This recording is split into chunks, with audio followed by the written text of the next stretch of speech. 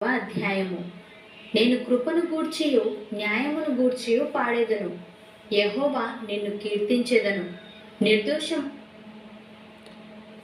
నీ కృపను గూర్చియు న్యాయం గూర్చియు పాడెదను. యెహోవా నిన్ను కీర్తించెదను. భక్తుడు దేవునితో మాట్లాడుతున్నాడు. కృపను గురించి న్యాయం గురించి నేను అంటే తనకు చాలా ఇష్టం.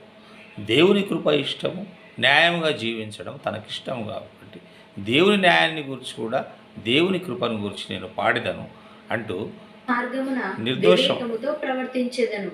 నీవు ఎప్పుడు నా యొద్దకు వచ్చెదవు? నా ఇంట యథార్థ హృదయముతో నడుచుకొందును. ఇప్పుడు నీవు నా యుద్ధకు వచ్చేదవు. ఆయన దేవుణ్ణి ఆహ్వానిస్తున్నాడు.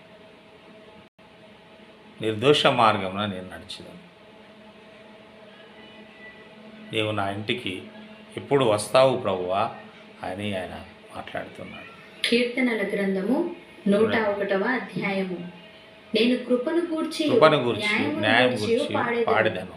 యెహోవా నిన్ను కీర్తించెదను. నిర్దోష మార్గమున వివేకముతో ప్రవర్తించెదను. నీవు ఎప్పుడు నా యొద్దకు వచ్చెదవు? నా ఇంట నిర్దోష మార్గమున వివేకముతో ప్రవర్తించు.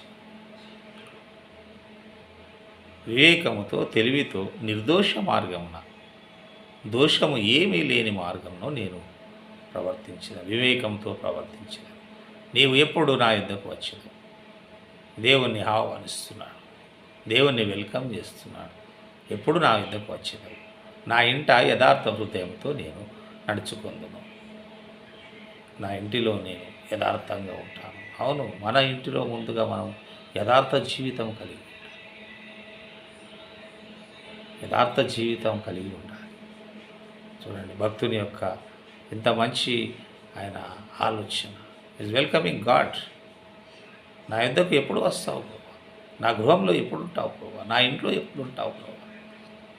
నా ఇంటిలో నీవే ఉండాలి ప్రభా. అందుకు నేను నిర్దోష మార్గం వివేకంతో నడుచుకుంటా.